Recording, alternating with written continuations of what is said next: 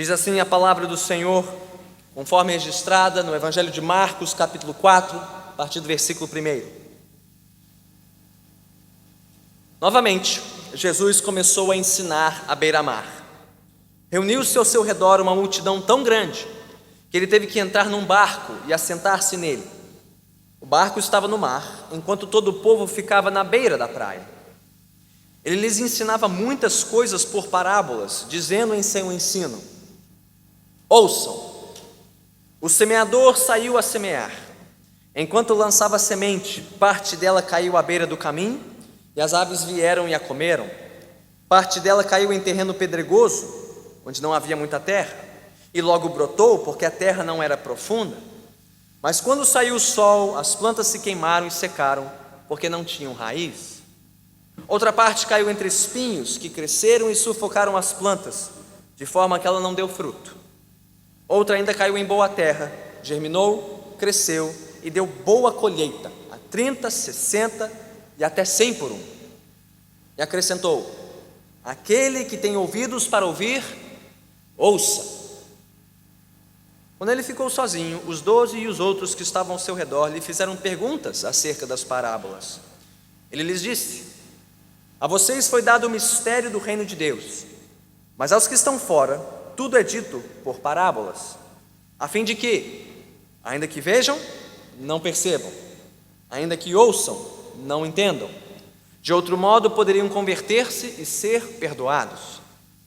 Então Jesus lhes perguntou: vocês não entendem esta parábola? Como então compreenderão todas as outras? O semeador semeia a palavra. Algumas pessoas são como a semente à beira do caminho, onde a palavra é semeada. Logo que a ouvem, Satanás vem e retira a palavra nela semeada. Outras, como a semente lançada em terreno pedregoso, ouvem a palavra e logo a recebem com alegria. Todavia, visto que não têm raiz em si mesmas, permanecem por pouco tempo. Quando surge alguma tribulação ou perseguição por causa da palavra, logo a abandonam. Outras ainda, como a semente lançada entre espinhos, ouvem a palavra, mas quando chegam as preocupações desta vida, o engano das riquezas e os anseios por outras coisas sufocam a palavra, tornando-a infrutífera. Outras pessoas são como a semente lançada em boa terra. Ouvem a palavra, aceitam-na e dão uma colheita de 30, 60 e até 100 por um. Ele lhes disse: quem traz uma candeia para ser colocada debaixo de uma vasilha ou de uma cama, acaso não a coloca num lugar apropriado? Porque não há nada oculto senão para ser revelado, e nada escondido senão para ser trazido à luz. Se alguém tem ouvidos para ouvir, ouça. Considerem atentamente o que vocês estão ouvindo, continuou ele. Com a medida com que medirem, vocês serão medidos, e ainda mais lhes acrescentarão. A quem tiver, mais lhe será dado. De quem não tiver, até o que tem lhe será tirado. Ele prosseguiu dizendo: o reino de Deus é semelhante a um homem que lança semente sobre a terra. Noite e dia, estando ele dormindo ou acordado, a semente germina e cresce, embora ele não saiba como. A terra por si própria produz o grão, primeiro o talo, depois a espiga e então o grão cheio na espiga.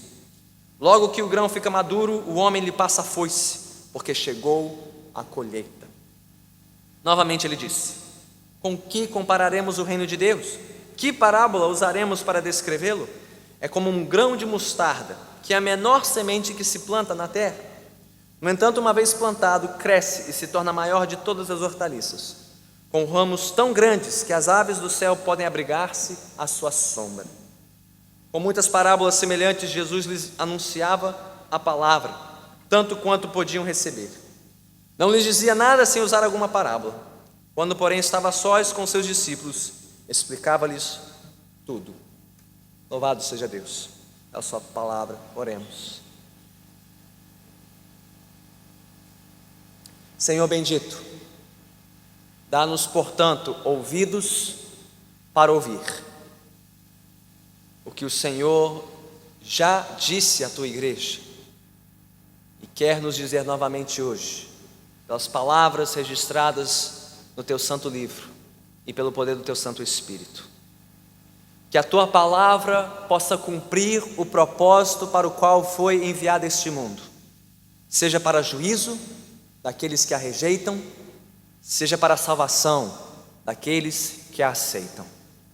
Que a tua palavra hoje, proclamada deste púlpito, não volte vazia, mas que possa produzir fruto em boa terra entre nós. Que o meu coração, e cada coração aqui, seja esta boa terra, ferida pela semente, que pela tua graça germinará, brotará e frutificará na proporção que o Senhor quiser, para o louvor da tua santa glória.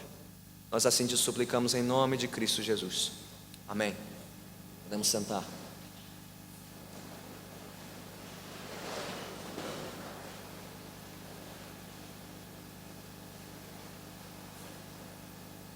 Palavras são instrumentos poderosos.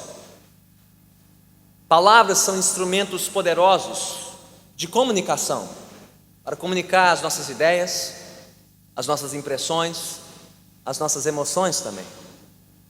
Palavras são instrumentos poderosos de decisão e de definição de rumo, onde morar, onde trabalhar, com quem constituir uma família.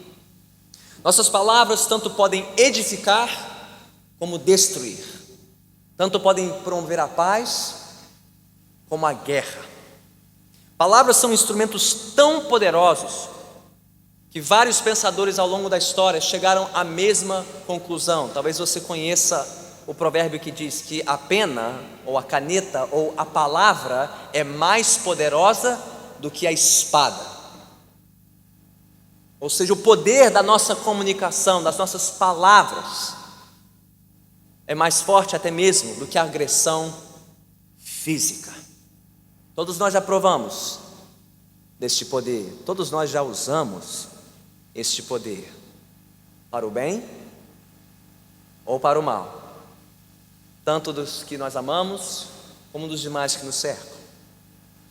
Bem, desde o início deste evangelho, o evangelho de Marcos, nós ouvimos Jesus proferindo palavras poderosas, com uma autoridade sem igual na época entre os mestres da lei. Suas palavras marcaram o início de uma nova época, uma época que exigia uma decisão. Logo na introdução deste evangelho, ouvimos de Jesus dizendo: o tempo é chegado, o reino está próximo, arrependam-se e creiam nas boas novas. Suas palavras mudaram radicalmente o rumo da vida dos seus discípulos, que o ouviram dizer: sigam-me, e eu lhes farei pescadores de homens. Suas palavras trouxeram cura, libertação e perdão para os que cruzaram o seu caminho e ouviram dele: seja purificado, ou filho, seus pecados estão perdoados. Suas palavras também serviram para definir a sua missão, quando ele disse para os seus discípulos: vamos para outro lugar, para que também lá eu pregue. Foi para isso que eu vim. Eu não vim para chamar justos, mas pecadores. Porém, as palavras de Jesus também serviram para confrontar as autoridades de Israel e para traçar uma linha divisória entre aqueles que o rejeitavam e assim não pertenceriam ao seu povo, e aqueles que o reconheciam e o aceitaram como o Rei, o Filho de Deus em carne. Vimos estas palavras há 2 semanas, no final do capítulo 3, versículo 28 e 29, quando Jesus disse de maneira confrontadora aos mestres da lei: eu lhes asseguro que todos os pecados e blasfêmias dos homens lhes serão perdoados, mas quem blasfemar contra o Espírito Santo nunca terá perdão, é culpado de pecado eterno. Em todas essas palavras que já ouvimos de Jesus neste evangelho, elas estão salpicadas nos primeiros 3 capítulos do livro de Marcos, em meio a narrativas que mostram a autoridade de Jesus como Filho de Deus. Mas quando chegamos neste capítulo, no capítulo desta noite, Marcos capítulo 4, nós encontramos uma concentração das palavras e do ensino de Jesus sem precedente neste evangelho, nem antes e nem depois. E essas palavras, as famosas parábolas de Jesus, elas serviram e servem para explicar o ensino dele, as reações ao seu ensino e para ressaltar a sua autoridade como o poderoso Filho de Deus. Bem, hoje ao refletirmos sobre algumas dessas parábolas, em Marcos capítulo 4, nós descobriremos que as palavras de Cristo são poderosas. Elas são poderosas tanto para julgar os que a rejeitam, como para salvar os que a aceitam, exigindo de todos aqui uma resposta de arrependimento e fé no Evangelho. Bem, como o texto nos mostra isso, nesta noite, mantenha sua Bíblia aberta em Marcos capítulo 4. Nós vamos examiná-lo e meditar nele porção por porção. Nos primeiros 9 versículos, ouvimos a famosa parábola do semeador, Jesus ensinando esta parábola às multidões. Nos versículos 10 a 12, Jesus explica antes o motivo dele ensinar por meio de parábolas, e somente nos versículos 13 a 20, ele explica propriamente a parábola do semeador, a mais importante deste conjunto. Então ele encerra esta porção nos versículos 21 a 34, contando 3 outras parábolas sobre uma candeia, uma semente e um grão de mostarda. E quando juntamos estas peças do quebra-cabeça, veremos quão poderosa é a palavra de Jesus Cristo para julgar os que a rejeitam e para salvar os que a ouvem e a aceitam. Vamos começar pela parábola do semeador. Mas o texto, antes de narrar as palavras de Jesus, nos mostra alguns dados importantes nos versículos 1 e 2. Novamente, encontramos Jesus ensinando as multidões, cumprindo a sua missão principal de proclamar o Evangelho. É a ação mais recorrente de Jesus no início desse Evangelho: não curar, não exorcizar, mas ensinar, pregar. E ele disse: foi para isso que eu vim, para proclamar. Novamente nós encontramos Jesus à beira-mar na Galileia, cercado por uma multidão crescente, uma multidão sem tamanho, a ponto de ele ter que ensinar de um barco, com todos ali à beira-mar, num anfiteatro improvisado ao ar livre, como ele já tinha feito no capítulo 3. Mas novamente nós encontramos Jesus ensinando as multidões à beira-mar, justamente após um conflito com as autoridades de Israel. A primeira vez que vimos Jesus ensinando à beira-mar, no capítulo 3, a partir do versículo 7, foi logo depois do conflito dele com os fariseus na sinagoga. Nós acabamos de ver Jesus num outro conflito ainda maior, numa casa com os mestres da lei vindos de Jerusalém. E logo em seguida, Jesus ensinando as multidões. Qual a importância dessa sequência? A importância é essa: apesar de rejeitado pelos mestres da lei, Jesus continuou sendo bastante procurado pelas multidões em busca do seu ensino e dos seus sinais. Agora, enquanto as autoridades de Israel já tinham a sua impressão formada, já tinham deixado muito claro o que pensavam de Jesus, ele era um enviado de quem? De Satanás, de Beelzebu. As multidões seguiram Jesus aparentemente porque ainda estavam decidindo o que pensar dele, ainda estavam formando o seu conceito de quem era esse tal de Jesus, o que torna as parábolas deste capítulo ainda mais significativas, porque qual é o fio condutor entre essas 4 parábolas aqui, do semeador, da candeia, da semente e do grão de mostarda? Todas elas falam sobre as diferentes reações e respostas ao ensino de Jesus. Então, ao ensinar a primeira e mais importante dessas parábolas, a do semeador, Jesus novamente valeu-se de uma autoridade sem precedente entre os mestres da lei. Talvez você tenha notado como ele começou a sua instrução no versículo 3 e como ele terminou no versículo 9, uma espécie de moldura da parábola. Se não, olhe para o texto. Qual é a palavrinha que aparece 2 vezes? O verbo, a ordem, o imperativo. Ouçam. Aquele que tem ouvidos, ouça. Bem, essa é uma ordem muito importante e remete à ordem dos profetas do Antigo Testamento para que o povo de Israel novamente desse ouvidos a palavra de Deus. Geração após geração, profeta após profeta, no passado de Israel, você ouvia este refrão: Israel, ouça, ouça, ouça a palavra de Deus. Aliás, muito antes, talvez você se lembre de Moisés, no livro de Deuteronômio, conclamando o povo de Israel a adorar o único e verdadeiro Deus, em Deuteronômio 6,4: ouça, ó Israel, o Senhor, o nosso Deus, é o único Senhor.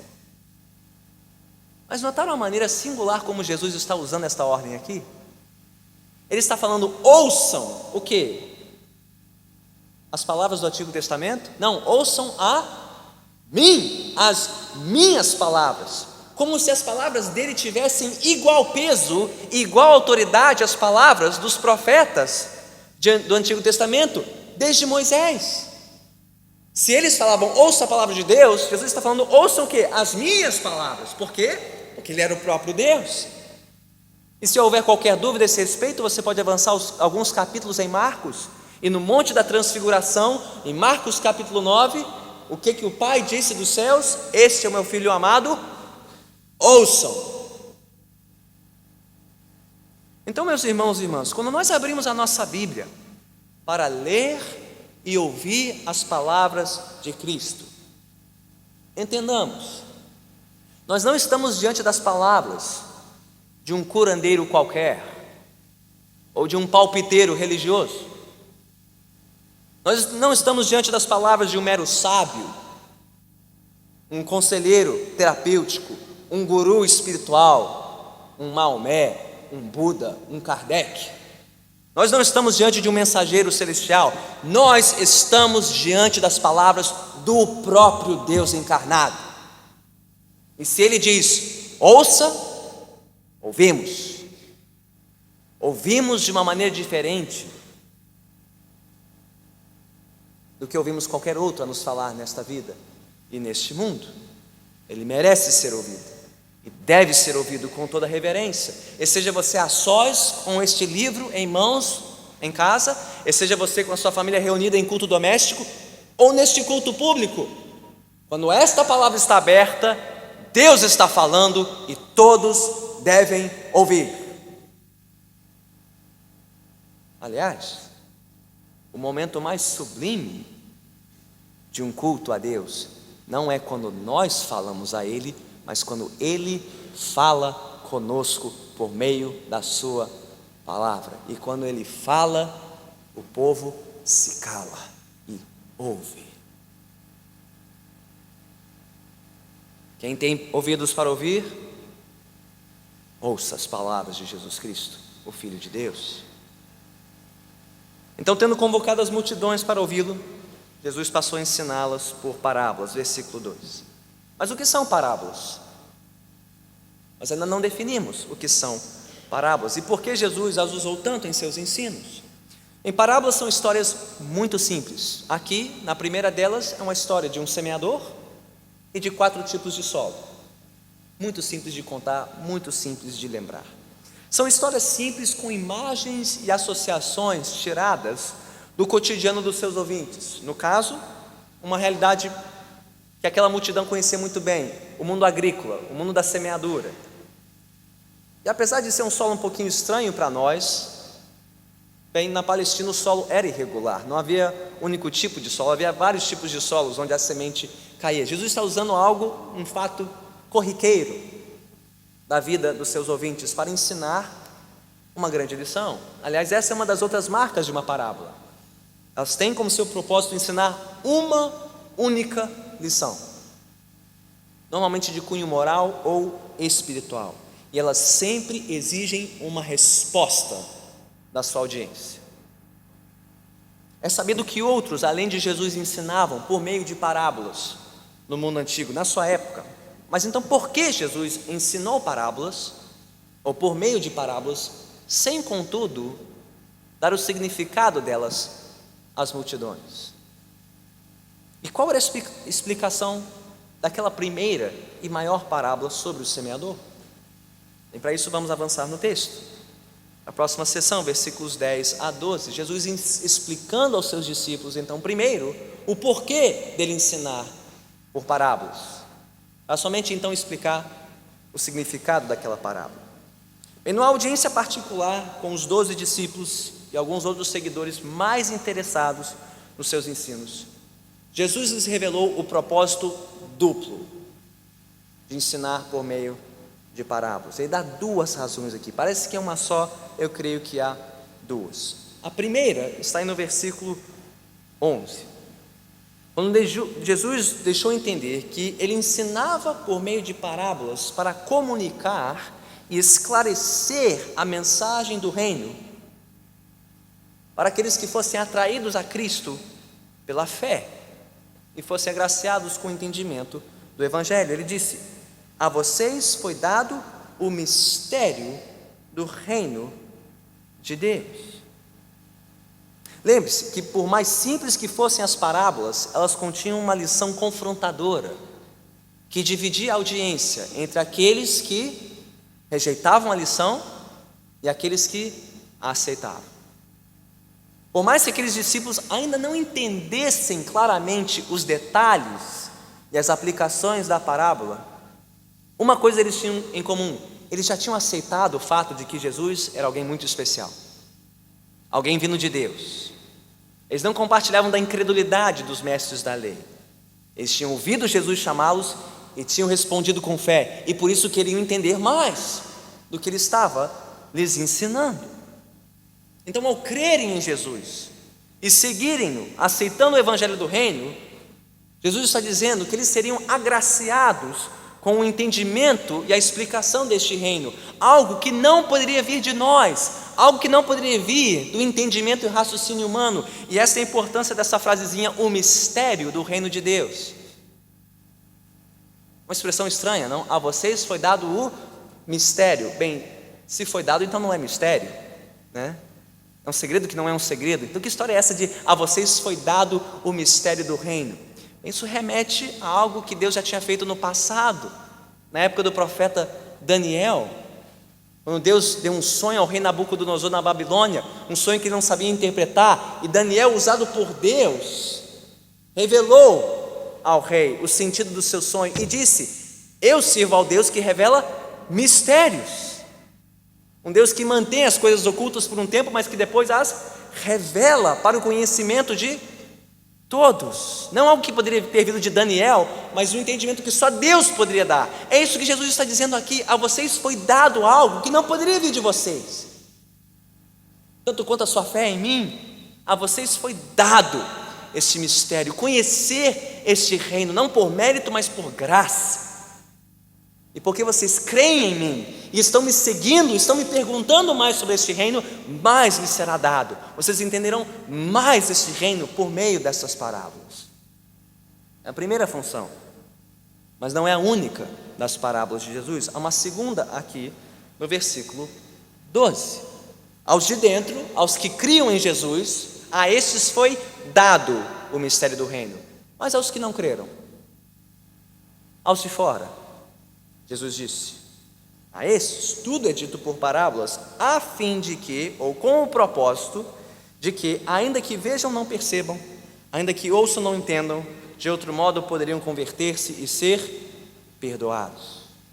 O segundo propósito das parábolas, se o primeiro era de esclarecer e comunicar, o segundo era de confundir e endurecer o coração dos que rejeitassem Cristo e sua oferta do Evangelho.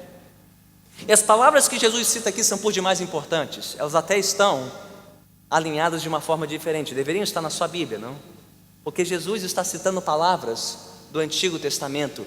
Ele está citando as palavras do profeta Isaías, quando do seu chamado. Já ouvimos essas palavras no culto nesta noite. Isaías 6, 9 a 10.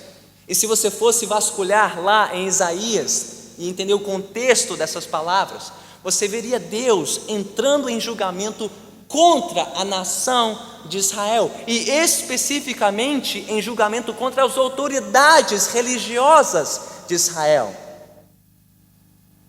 que não estavam mais enxergando a glória do reino de Deus, e não estavam dando mais ouvidos à mensagem e aos mensageiros de Deus, os profetas, por causa da sua idolatria. que os havia cegado e ensurdecido para Deus. Pois bem, assim como foi com as autoridades religiosas de Israel na época de Isaías, assim estava acontecendo de novo com as autoridades religiosas de Israel nos tempos de Jesus.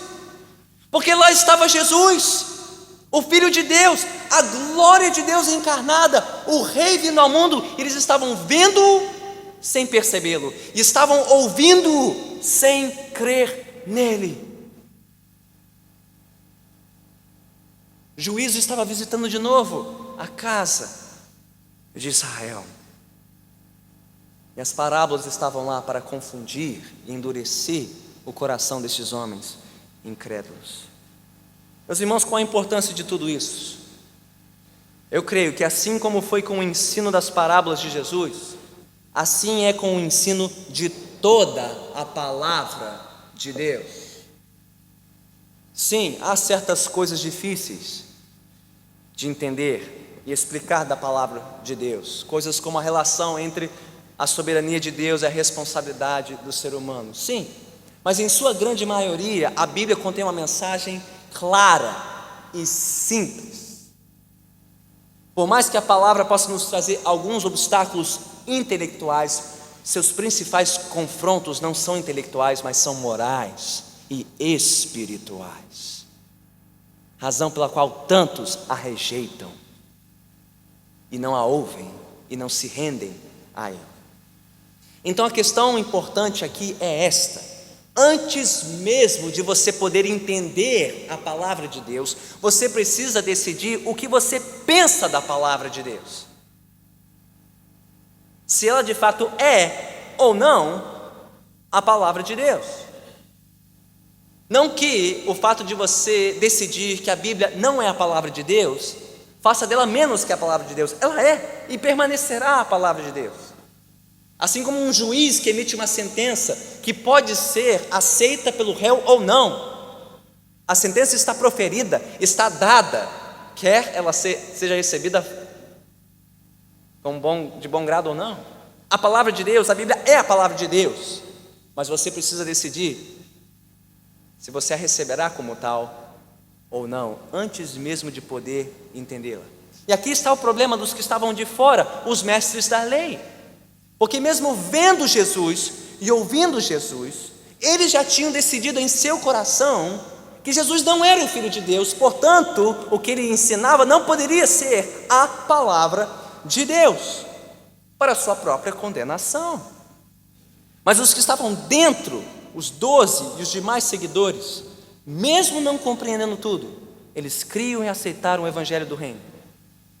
Eles abriu a porta para entenderem mais e compreenderem melhor o reino de Jesus. Então, de novo, assim como foi com as parábolas de Jesus, assim é com toda a palavra de Deus. Quanto mais você crer nela, mais ela lhe será clara, reveladora. Mas quanto menos você crer nela, mais ela será confusa e obscura. Você não pode entender a Bíblia antes de crer que ela é a palavra de Deus. E você? O que pensa da palavra de Deus? O que você crê a respeito da Bíblia Sagrada e da sua mensagem central, o Evangelho? E por quê? Antes de responder, ouça um pouco mais da palavra de Deus. Ouça o que Jesus disse a respeito da parábola que ele contou do semeador. Seguindo adiante, a partir do versículo 13. Jesus então explicou a parábola do semeador. E ao explicar a parábola, Jesus explicou justamente o que estava acontecendo e ainda aconteceria em resposta à sua proclamação do Evangelho do Reino. Então, tal qual o semeador e o primeiro tipo de solo, onde a semente caiu à beira do caminho, sendo apanhada pelas aves, Jesus, o semeador da palavra, havia proclamado esta palavra a pessoas como os fariseus, e como os mestres da lei, de cujos corações Satanás logo retirou a palavra devido à sua incredulidade obstinada. O primeiro solo já está representado nessa história, pelos mestres da lei, endurecidos pelo engano e pela mentira de Satanás e pela sua incredulidade obstinada. E ainda hoje, meus irmãos e irmãs, existem muitos que, devido à sua incredulidade obstinada, sua teimosia obstinada, seja ela religiosa ou ateia, secular, naturalista, agnóstica, são logo privados da palavra por Satanás, que as convence que crer no Evangelho é pura tolice ou suicídio intelectual.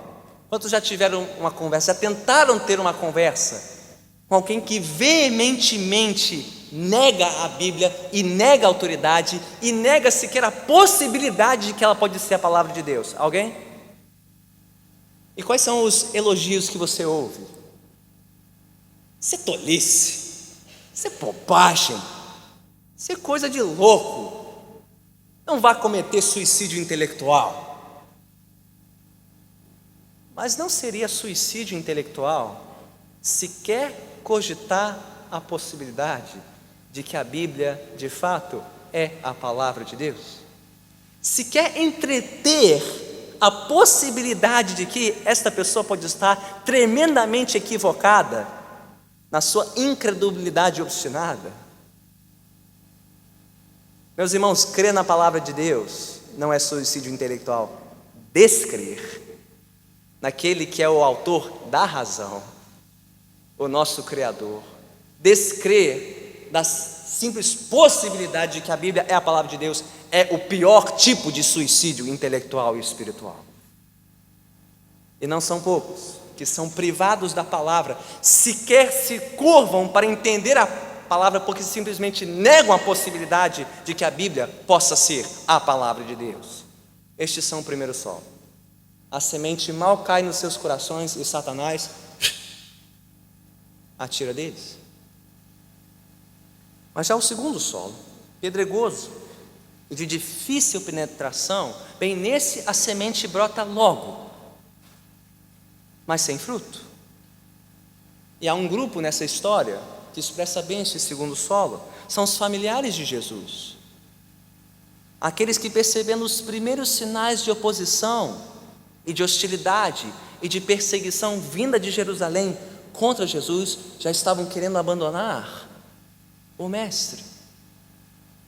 E ainda hoje, meus irmãos, em países de forte perseguição ao Evangelho, ou até mesmo em cantos remotos do sertão nordestino, a palavra é semeada, ela logo produz um pequeno broto com alegria, mas ela é esmagada por conta da oposição e da perseguição ao Evangelho.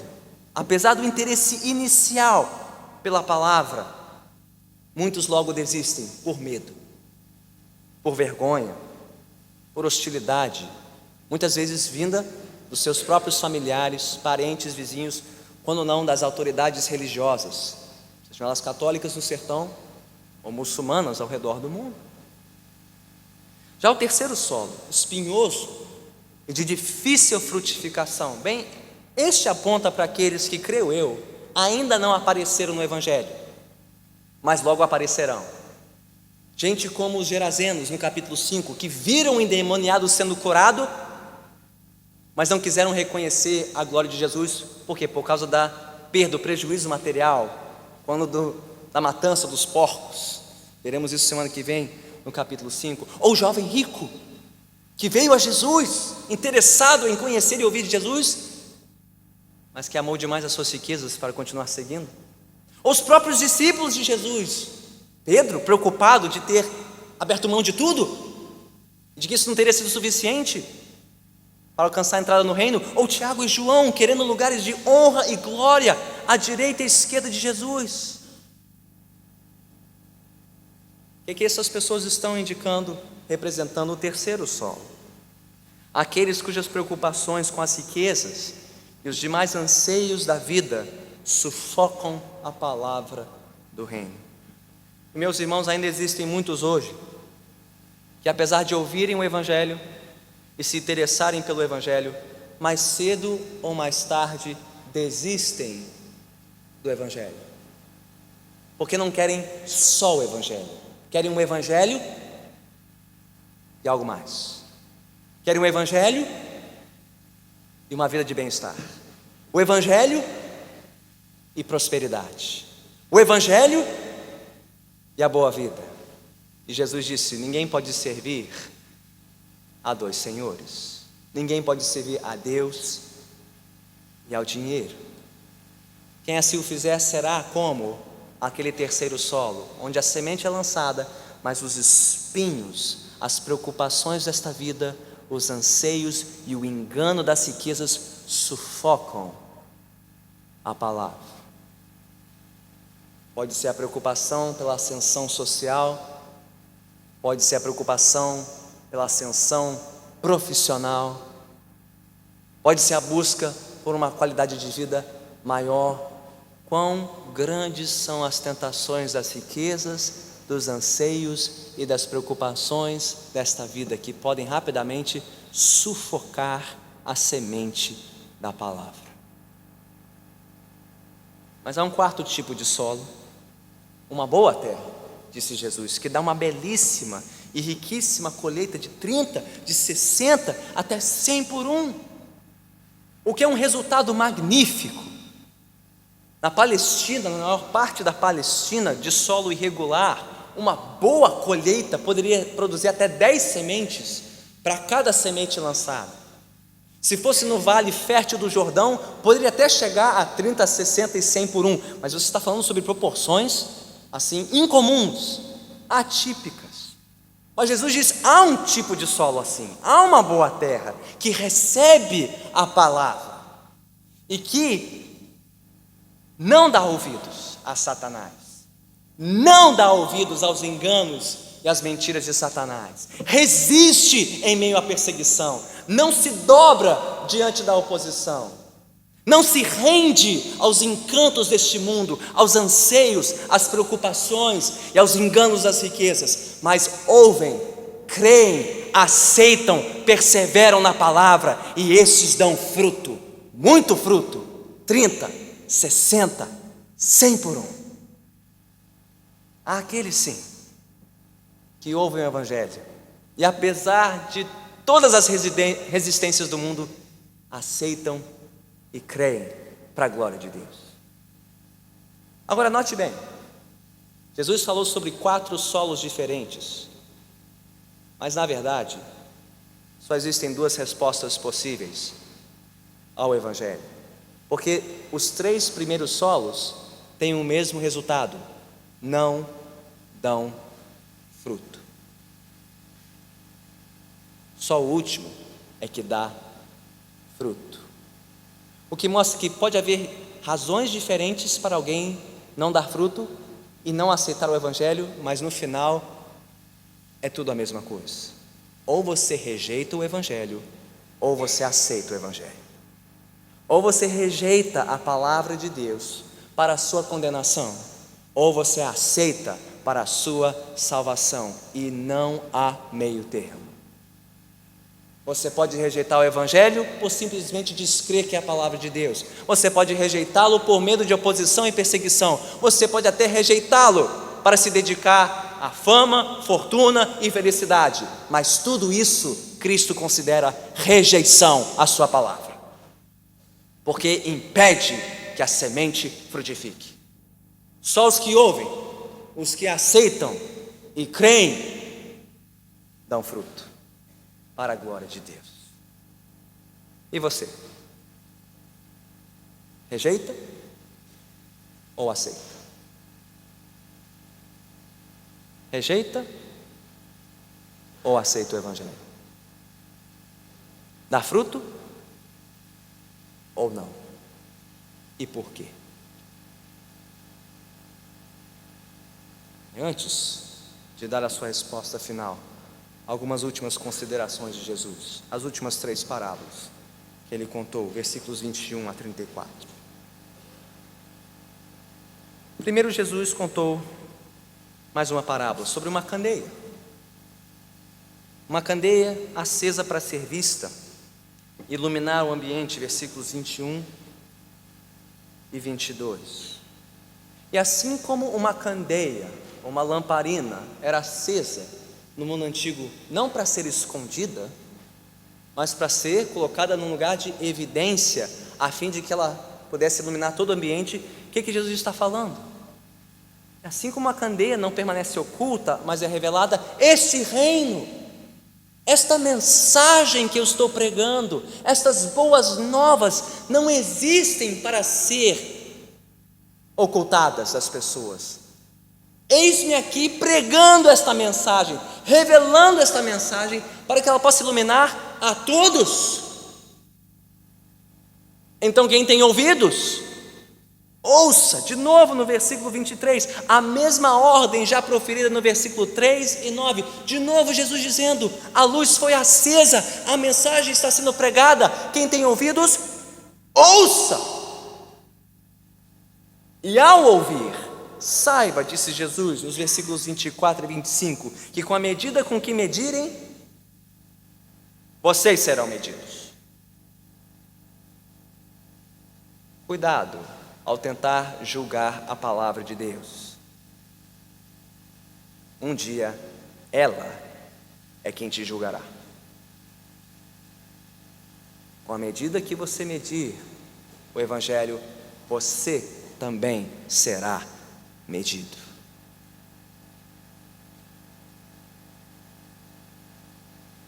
Com a medida que medirem, vocês serão medidos, e ainda mais lhes acrescentarão. A quem tiver, leia-se, a quem crer, como os discípulos, mais será dado, mais entendimento, mais compreensão, mais fé. Mas de quem não tiver, isso é, quem não crer e rejeitar, até o pouco que tem será tirado. Quem tem ouvidos para ouvir, ouça. Não meça a palavra, renda-se à palavra. Jesus contou uma outra parábola sobre uma semente. E note que por mais que a mensagem de Jesus pudesse ser mais rejeitada do que aceita, quantos solos rejeitaram a semente? 3. Quantos aceitaram? 1. Proporcionalmente, a palavra será mais rejeitada do que aceita. Mas a parábola da semente nos versículos 26 e 29 mostra claramente que, mesmo que de forma imperceptível, lenta e gradual, a palavra de Deus sempre frutificou, está frutificando e frutificará. Mais cedo ou mais tarde, a semente da palavra produz fruto. Ela pode ser mais rejeitada que aceita, o que não quer dizer que ela não seja poderosa para cumprir o seu propósito. Então Jesus falou de um semeador. O que ele faz? Ele lança a semente, ele rega a semente e depois ele tem que esperar. Assim como um casal tem que esperar 9 meses para aquela criança ficar totalmente formada, assim também um agricultor tem que esperar o tempo que for necessário para que a semente brote, germine, floresça e frutifique. Mas um dia ela frutifica. A palavra de Deus sempre frutifica. Mais cedo ou mais tarde ela frutifica. A mensagem do Evangelho, ela cumprirá o seu propósito, com a ajuda dos homens ou não, seja para o juízo dos que a rejeitam ou para a salvação dos que a aceitam. E onde está isso? Na parábola no versículo 29, na imagem de uma colheita, que em todas as parábolas de Jesus representam o quê? O juízo final, a separação final. Um dia o juiz virá, a foice passará, ele colherá o seu fruto e julgará o resto. Ele salvará os que aceitam a palavra e rejeitará aqueles que a recusam. Mas há uma última parábola do grão de mostarda, versículos 30 a 34. E o que ela nos mostra? Que por mais humilde e insignificante que a mensagem do reino possa parecer aos olhos do mundo, tão insignificante quanto esta pequeníssima semente.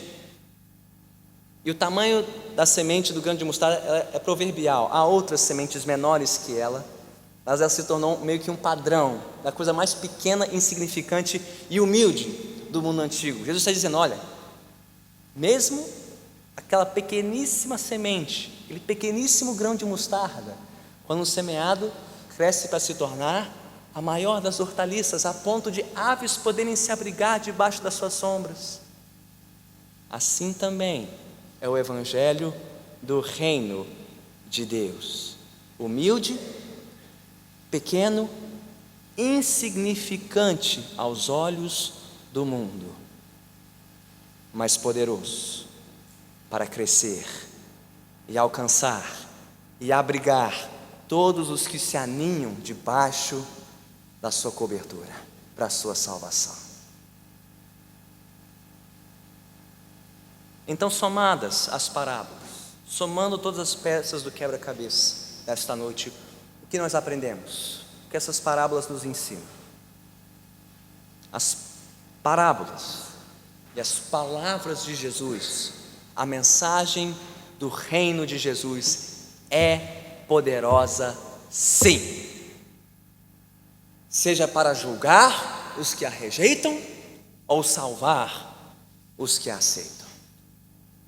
Mas talvez você ainda se pergunte: pastor, se a palavra de Deus é tão poderosa assim,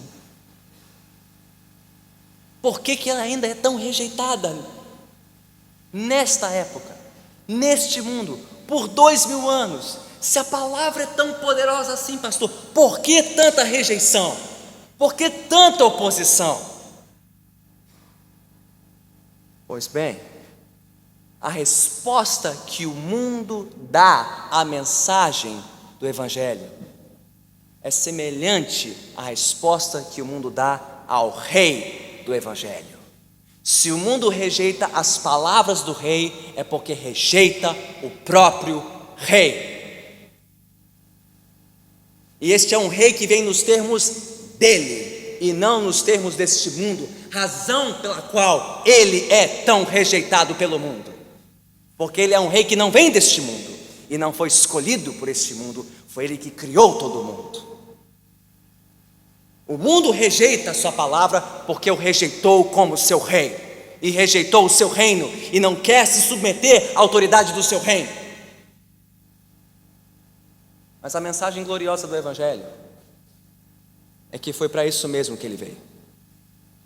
Foi para isso mesmo que o rei veio. Ele veio para ser rejeitado. Ele veio para sofrer e para morrer numa cruz, no lugar de pecadores como eu e você, que um dia já rejeitaram as palavras dele, as palavras do rei. O rei foi para a cruz morrer por causa da nossa rejeição da sua autoridade, para tomar sobre si o castigo que era meu e seu, para tomar sobre si a culpa e a condenação que era minha e sua. Foi para isso que ele veio, para ser rejeitado, sofrer e morrer, assim como uma semente que é lançada ao chão e precisa morrer antes que possa florescer e frutificar. Todos que ouvem e aceitam a mensagem deste rei e do seu reino, por mais rejeitados que sejam por este mundo, estes também frutificarão, estes também receberão vida, estes também glorificarão a Deus quando do dia da colheita final, quando o rei vier à terra. E por mais que este mundo rejeite e se oponha à mensagem deste rei e do seu reino aparentemente insignificantes, tão insignificante quanto um grão de mostarda, saibam, a palavra não voltará vazia, a semente frutificará sim, para a glória de Deus, mesmo de forma lenta, mesmo de forma gradual e progressiva. Ela frutifica para a salvação de todos que nela creem. E você? Será um desses? Dos que ouviram e aceitaram e creram para a sua salvação? Ou dos que ouviram e rejeitaram para a sua destruição?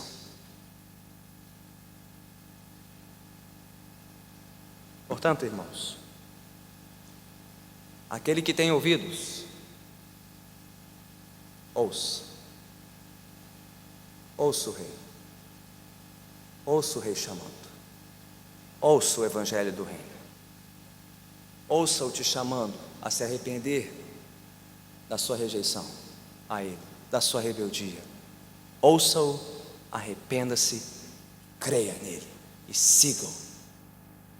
Aos que já ouviram e aceitaram o evangelho, continuem ouvindo, continuem crendo, continuem seguindo este evangelho e vigiando e resistindo toda incredulidade, toda oposição e perseguição, e sim, até os encantos e os enganos das riquezas e dos mimos deste mundo. E a todos que ouviram e creram, continuem confiando e continuem pregando a mensagem do evangelho do rei. Porque por mais que o mundo a rejeite, por mais que muitos a rejeitem, um dia ela vai frutificar no tempo certo, no lugar certo, no coração certo, na proporção certa, para a glória do Rei Jesus. O que nos traz a nossa última história, e com isso terminamos. Uma parábola viva. Jesus não a contou, mas ele certamente a orquestrou. É a parábola viva da vida de um homem chamado Adoniram Judson. Talvez você nunca tenha ouvido falar de Adoniram Judson.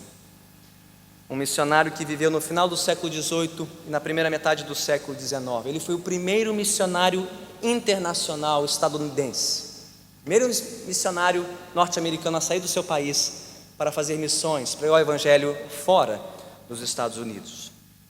Bem, devido à resistência britânica à presença de missionários americanos na Índia, ele teve que trocar a Índia, que era o lugar escolhido por ele, o campo missionário dele, por um país vizinho, o país de Burma, hoje Mianmar, que naquela época já era fortemente dominada pelos budistas, isso no ano de 1813, quando Judson tinha 25 anos de idade.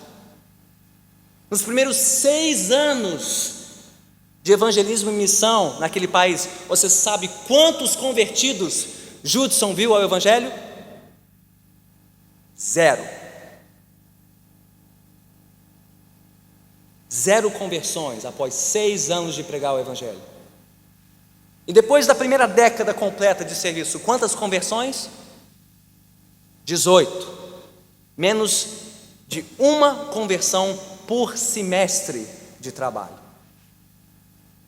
Isso foi só a primeira década dele de trabalho, até 1823. Naquele ano começou a Guerra Anglo-Burmesa, a guerra entre os colonizadores britânicos e os colonos de Burma, e Judson ficou preso nesse embate entre eles e acabou sendo preso e torturado injustamente. Enquanto isso e após isso, este homem perderia a sua primeira esposa Anne e seus 3 filhos, além da segunda esposa Sarah e 3 dos seus 8 filhos, 2 esposas mortas e 6 de 11 filhos mortos no campo missionário. Agora coloque-se no lugar deste homem. E que esperança você teria de que o evangelho prosperaria naquela terra? Um homem que sofreu rejeição, perseguição, privação. O que manteve Adoniram Judson de pé pregando o evangelho? Sabe qual foi a resposta dele? As perspectivas.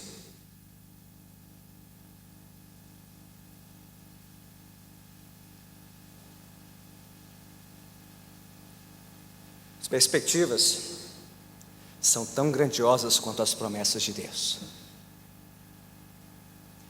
As perspectivas são tão grandiosas quanto a própria palavra de Deus, porque ela sempre cumpre o seu propósito.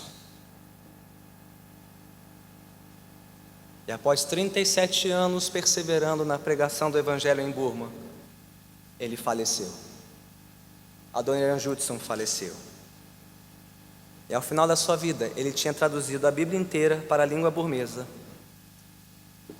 Ele plantou 63 igrejas e viu 7.000 almas convertidas a Jesus Cristo.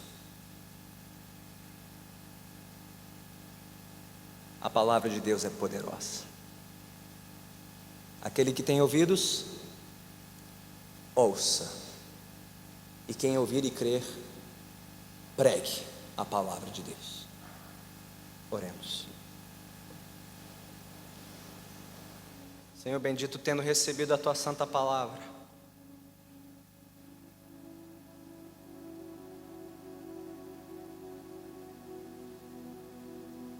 não nos resta fazer outra coisa, senão nos rendermos à Tua palavra.